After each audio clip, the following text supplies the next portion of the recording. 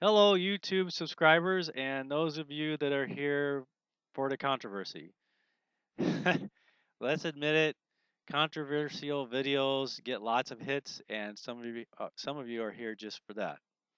Well, I hope you listen long enough to see what I have to say because I think this video is much more than just about one man.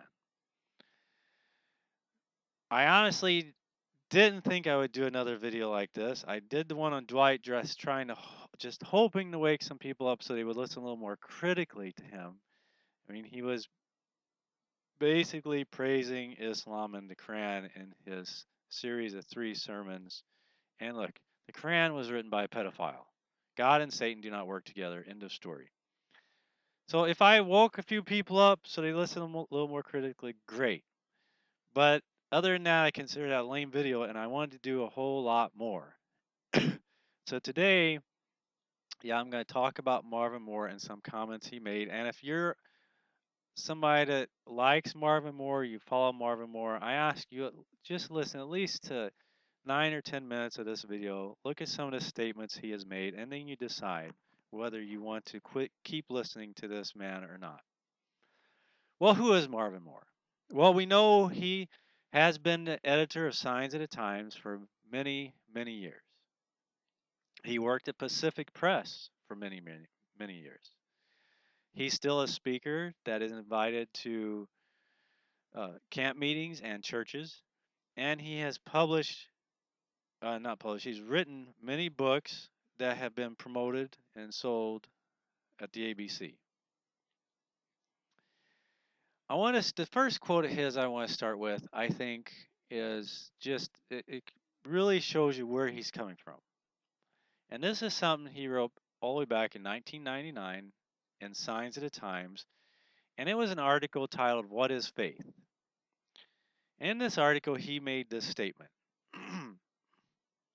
The condition of salvation is not victory over sin, it's not obedience, it's not keeping God's laws. Now, I know that many, maybe even most of you, would probably agree with that statement. Because what I have found in the church today is that even conservative, very conservative people, when I ask them, is obedience a condition to salvation? They'll say no, or they'll him and haw around, not wanting to answer it, or they'll say, well, you know, obedience is a fruit of salvation, but it's not wouldn't say a condition. Anyway, people do not want to say obedience is a condition of salvation. And so I read a statement here, Marvin Moore, he says, victory over sin, obedience is not a condition of salvation. Many people can agree with that statement. But I bet those of you that do agree with it have never read this statement from Signs of the Times, which was written 100 years earlier in 1899. Implicit obedience is the condition of salvation. God's law must be obeyed in every particular. Now we have a very different, apparently very different theology here. One says obedience is a condition of salvation. The other says obedience is not a condition of salvation. And when I say this video is much more than just about Marvin Moore, I really mean it. What I hope to do in this video is show you the difference between the church today and how it was 100 years ago. And I hope that some of you will wake up and realize just how widespread new theology really has gotten in the church when you see some of the statements that I'll show you today. There is no way to harmonize these two statements. The one from Ellen White in 1899 and the one from Marvin Moore 1999. There is nothing taken out of context. As a matter of fact, I hope you do go look the one up by Ellen White and read the whole thing there, because she goes on for 2 or 3 more paragraphs talking about how you have to obey. And Marvin Moore has certainly gone on record many more times since 1999 reaffirming what he has stated there. Someone even challenged him on that statement. He came back a couple years later and said, "No, you're a legalist." He said, "Obedience is not a condition to salvation." So, for those of you that have followed Marvin Moore or always believed that way, I don't know what could be going through your mind right now other than you will just tune it out and go about your life the way you've always done, or you're thinking maybe somehow I've twisted something around. But there's no twisting here, there's no way to twist it. These are two very, very different religions, we could say. One says you're just saved and it's not obedience and the law has nothing to do with it. The other says obedience is a condition to salvation. Now, I keep repeating that because I'm trying to really make this clear that this is the difference between the church of 100 years ago and the church today. It is amazing to me that Adventists have gotten to the position, to the state they are in today, where there are so many Adventists now teaching that we can't obey, that it's not about obedience. They want to talk about this relationship thing. It's a relationship. They want to redefine sin as a broken relationship. Even Marvin Moore does that in a book, his book, Gospel versus Legalism. He states this on page 140. At the bottom of this misunderstanding of the gospel, what he means there is people like me that say you have to obey. He says, I'm a legalist and I'm misunderstanding the gospel. He says at the bottom of that misunderstanding is an incorrect definition of sin. The idea that sin is what we do, meaning breaking the law, rather than what we are, meaning broken relationship. So you see, he's coming from the same new theology background, this redefinition of sin. And if you watch my other videos, you know I've told you that when you redefine sin, you redefine your whole belief system. And this is exactly what they've done in Adventism to where 100 years, well, a little more than 100 years now, but you know what I'm saying, 100 years later is unrecognizable. The pioneers today would not recognize the church. As a matter of fact, George Knight, another new theology proponent, even stated that in a book. He said, many of the pioneers today would not be able to be baptized into the church because they would not agree with the 28 fundamental beliefs. You see, the new theology people realize and understand even the fundamental beliefs have been twisted to the point where the liberals can accept them. For those of you that are conservative and you think the fundamental beliefs teaches the truth, you need to read them with a very critical eye and compare them and contrast them to Bible readings from the home 1888 version, not the modern version. And yes, they have been changed because I have both. I have an original 1888 version of Bible reading for the homes. The church has changed drastically, people.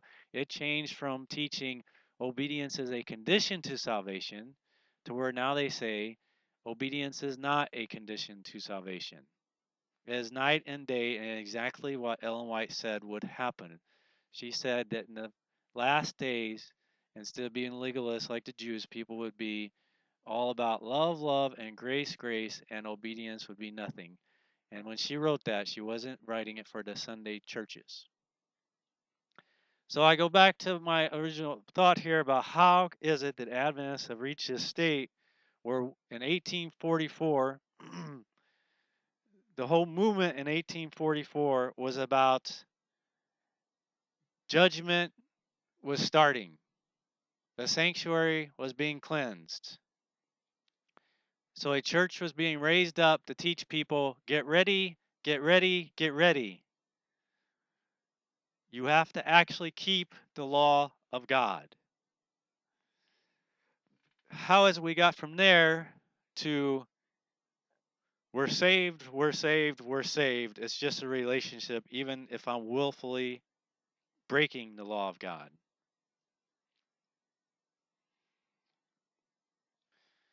Well, these men that make these statements don't believe like you. If you really look at some of the things they're saying, you'll question the rest of what they have to say. I really think sometimes people will read their books and skip over a whole lot of stuff because some of the stuff in this book, Gospel versus Legalism, I want to look at a couple other quotes of it from Marvin Moore, are just absolutely astounding. And I say, how is it that any man that writes the things he's written in his book can still be have any position in the Seventh Day Adventist Church? And here's one of the statements he wrote. It's page 80 of his book. Now, for those of you to follow him, you tell me, do you believe what he's going to say here or what he states here? He stated on page 80, in its time, the law that God revealed at Sinai was the best he had to offer. Do you believe the Ten Commandments was just the best God had to offer back then? He has something better now? That's what he's saying here. He goes on. Here's something else I want you to notice about both Sinai and Calvary. Each was the beginning of a new religion. Sinai began the Israelite religion, Calvary began the Christian religion, and each was God's true religion for its time. Notice also that each of these religions replaced the system that preceded it, and each was a great improvement over the preceding system. Now, when you read that, do you really hear what he's saying, or do you skim over it because you just trust in man? Look at what he's actually saying. The law was just the best he had for Sinai, but we're with Calvary, which is the beginning of a new religion. He didn't tie these two together accidentally. Calvary's a new religion. The law was the best they had back then, but we have something better. So, in other words, we don't have the law today. Yes, that is what he is teaching here. And if you don't want to accept that's what he's actually teaching, let me use another statement out of this book. Now, this one is just so obvious. I don't know anyone, any true Seventh-day Adventist that can read this and still think this man is a real Seventh-day Adventist.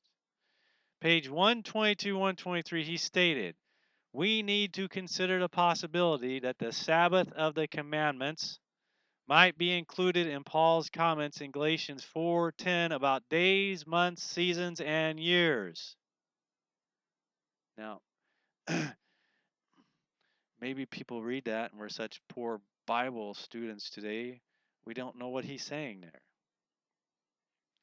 But for those of you who don't understand what he's saying and you don't recall what Galatians 4:10 is about, let's read that very quickly. Galatians 4:9-10. But now, after that you have known God, or rather have known a God, how turn you again to the weak and beggarly elements, whereunto you desire again to be in bondage? You observe days and months and times and years. And we should include the Sabbath commandment there as a weak and beggarly element that keeps us under bondage. That's what he said. I am not making this up. There is no twisting anything out of context here. If you're going to say we should consider whether a Sabbath should be included in there, what you're saying is we should consider whether or not we should really honor the Sabbath. And this is the man in charge of the outreach magazine of the Seventh-day Adventist Church. Now, will you please explain to me again how this happens? How is it someone like this can be in charge of the outreach magazine of the Seventh-day Adventist Church?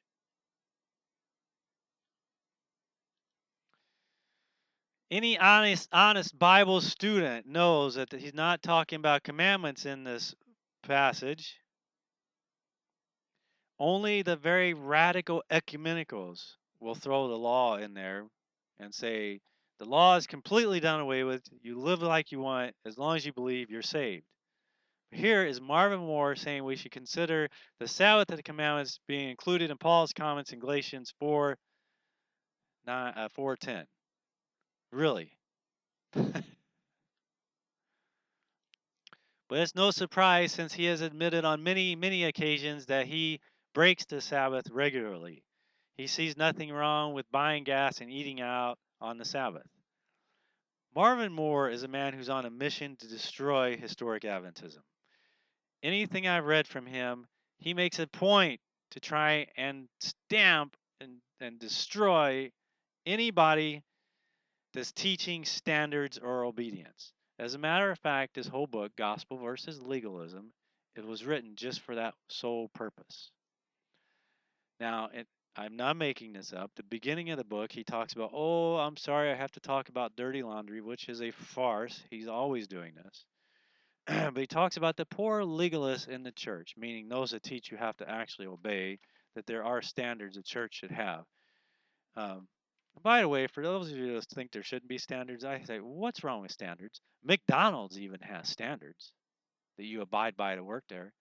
You know, the Amish have standards. Why is it that the Seventh day Adventist church, who has been given counsel by God, so I would consider this, I mean, standards, more than standards here, people. We've been given this counsel by God, and we want to say, oh, don't talk about that. Well, why not? Why can't we take a stand on it? Did God give this to us or not? If you don't believe God gave it to us, if you don't believe Ellen White was truly a prophet, then why are you a Seventh day Adventist? Do you know there's many pastors that really question that today? But I don't want to get too off track and rambly here. The fact is, this book was written against people teaching the truth. He starts it by talking about poor legalists, and he ends this book by teaching poor church members how not to listen to anyone that wants to come to them and teach them the truth. Yes, he spends a chapter telling you what to say to people that would dare come up and say, look, you know that Ellen White said, or you know, we should. He tells you, don't listen to them. Just say no, thank you, and go on your way. Marvin Moore is on a mission to destroy the truth. Now, I'm sorry for those of you that has always believed in him or followed him, uh, but you really need to question some of the statements. I mean, do you accept those two statements?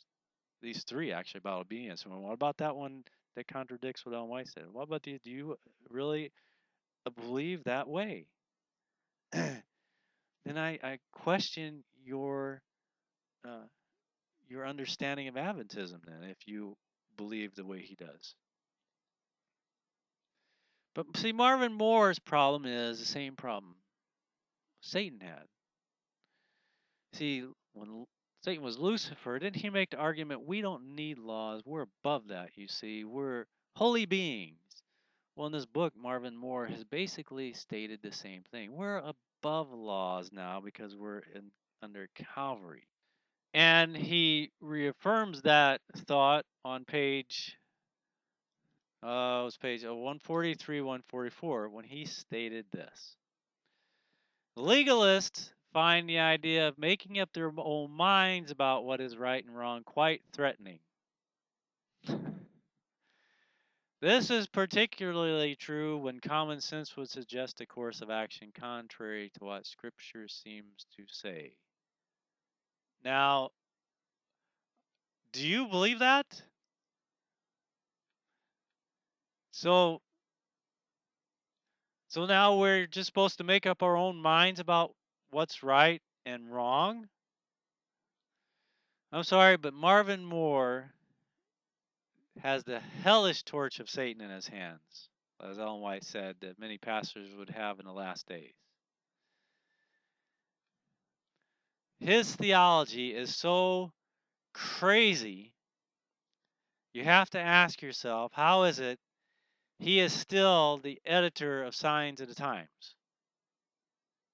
Just think about that for a while. But now, at the beginning of the video, I said this is much more than about Marvin Moore. And what you need to understand is that while he will state it plainly and bluntly and clearly, other new theology guys believe exactly this way. But they will not state it as clearly because they realize they could lose their job. Although they shouldn't fear about that because apparently you won't lose your job no matter how crazy you can get today. I don't understand how he can still retain his position as an editor of Signs of the Times. I don't understand why people invite him to churches or camp meetings where he teaches you can't obey, you don't obey. It's not about obedience. And people have even stood up and said, how can you teach this stuff here? And he will get mad and shout them down. The only reason a man like that can continue is because many in the church believe the same way. That's why I started with this first quote about obedience is not a condition of salvation. I realized that many of you would say, well, yeah, it's not a condition to salvation. It's we'll obey, but it's not a condition. You see what the new theology has done to your own thinking. That statement in 1899 is not the only time she stated that. She stated it earlier, she stated it later. In the 1888 writings, she stated it many times, um, which proves those men that want to say to talk about 1888 as somehow taught this cheap grace new theology they're teaching is baloney, because she even wrote letter to A.T. Jones, I believe it was, and it's in the books. I think it's in the book Faith and Works, if I recall correctly. Where she said conditions, there are plenty of conditions, and she lists them out. So she made this clear many times that there are conditions to salvation. Obedience is the condition to salvation. So just think, how did you feel at first with that first Marvin Moore statement? Were you willing to stand up and say, absolutely, obedience is a condition of salvation, or did you have some questions about that? And that shows you how far widespread the new theology has gotten in the church. It is everywhere, people. It has taken over the church. Now, if you're still confused about the issue of obedience and salvation and why we can make the statement that obedience is a condition to salvation, then you need to watch my video called Is Obedience a Condition to Salvation? I'll show you why that is so. Well, this is actually a somewhat short video. I left, well, even though it's 22 minutes, it really is about half what I originally had. I left a lot out. I left a lot out. I decided I just wanted to use the 3 or 4 quotes to show you where this man's really coming from. He doesn't believe in the law of God. He doesn't believe in it. But worse is he doesn't love God and yet people follow him. What? Wait, I hear some of you saying, how can I judge like that? It's real simple. It's all about love. Okay? Doesn't the Bible clearly say, if you love me, keep my commandments? Doesn't it clearly state, hereby we do know that we know him if we keep his commandments? And didn't Christ often say, keep the commandments if you love him? The problem is society today is we are pretty selfish. We have a selfish form of love. Look at marriages today. Most marriages in this country end in divorce, and I would guess that the majority of those that don't end in divorce wish they were. It's just a sad state of uh, our our relationship today. It's because we're selfish. We don't love. Let's compare this to marriage. You know, the old joke, the guy throws his socks on the floor and the wife gets tired of picking them up. She says, come on, can't you just throw them in the laundry basket? It's only 10 feet away. He said, well, what's the big deal? It's just some socks. Well, exactly. What is the big deal? It's just the little thing that your wife wants. Do you not love her enough just to say, oh, well, I can just take 2 steps and throw them in the basket? It was just a little thing that Adam and Eve did, wasn't it? It's the little things that show whether we love or not. And most people really don't love their Spouse. They know the things that irritates their spouse because their spouse has told them, and they still don't do them. Why? Oh, I know. You're a sanguine malcontent, blah blah blah. Whatever they convinced you at your weekly Wednesday meeting in church there, so that you know you can't do certain things because that's just not your personality. You know, the Bible called it sin. If you love somebody, don't you do things for that person? And not the things you choose. You don't you don't buy the gift that you want and give it to, well, some people do, of course. They buy a thing they really like and give it to the other person. But see, it's a selfish love. Do you, have you ever experienced true love? The kind of love that you would die for the person in a heartbeat. You just would do it. I hope everybody has experienced that at least with somebody, whether it's a spouse or a child or a parent or a friend, somebody. See, this kind of love is kind that says, not only says, oh, they don't like that, they told me don't, how I'm going to change, even though I don't understand it, or to me it seems a little silly. I want to please them. Really, that's really not that strong a love, even at that point. I mean, if the person's had to nag you for years, just finally get you to do something, I'd still challenge. Maybe you need to look at whether you really have given them your heart. Really, we should be out there saying, "What can I do to please them?" Without that person telling you, "What can I do to make them happy?"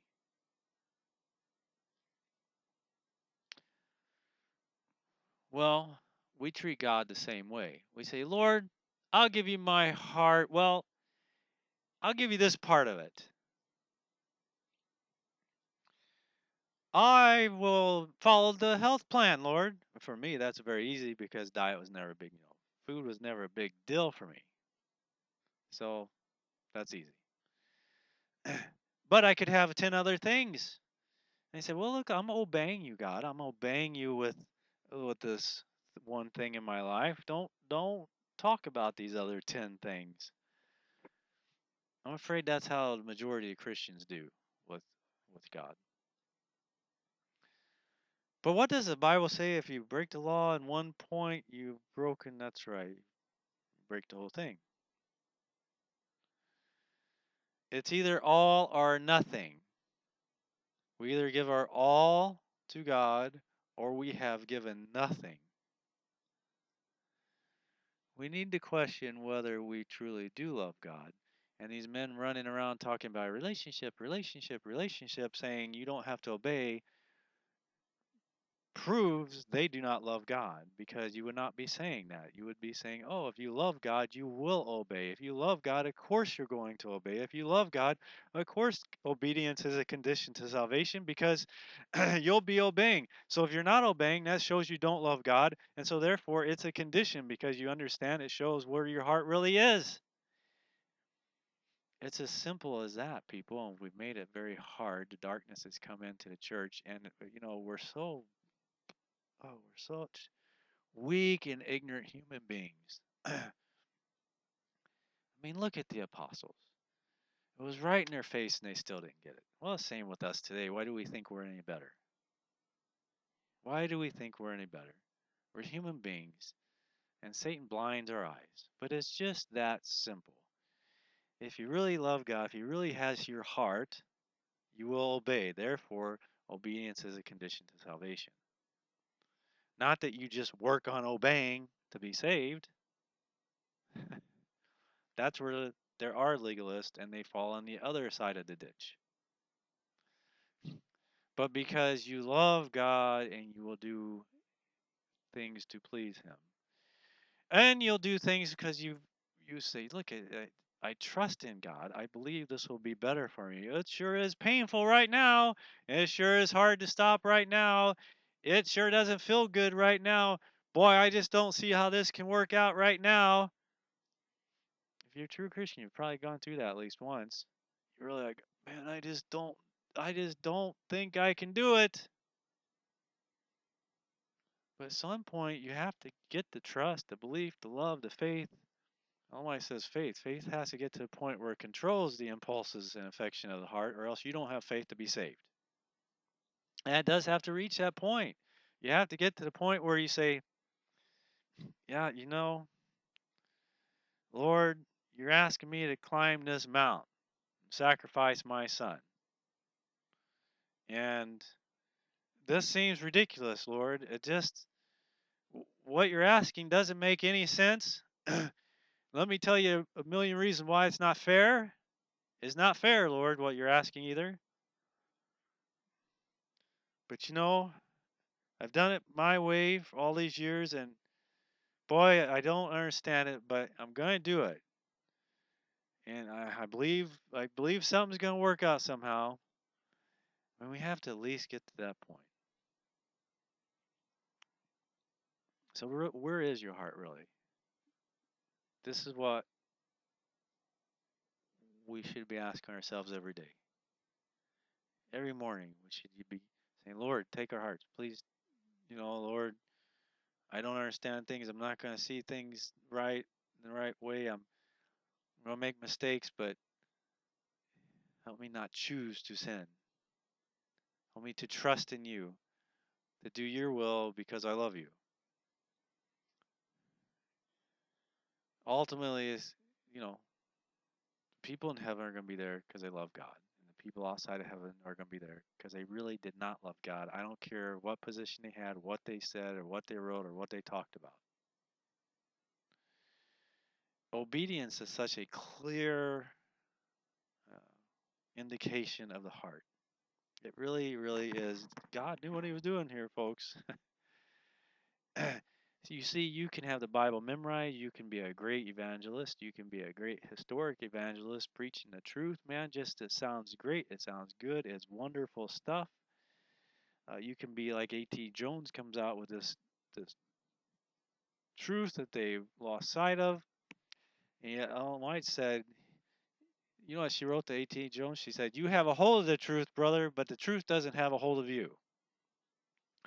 So we can have all this and knowledge and truth and everything,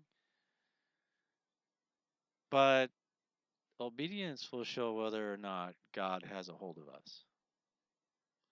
So does God have a hold of you? If not, your efforts maybe need to be there, letting God take control of you.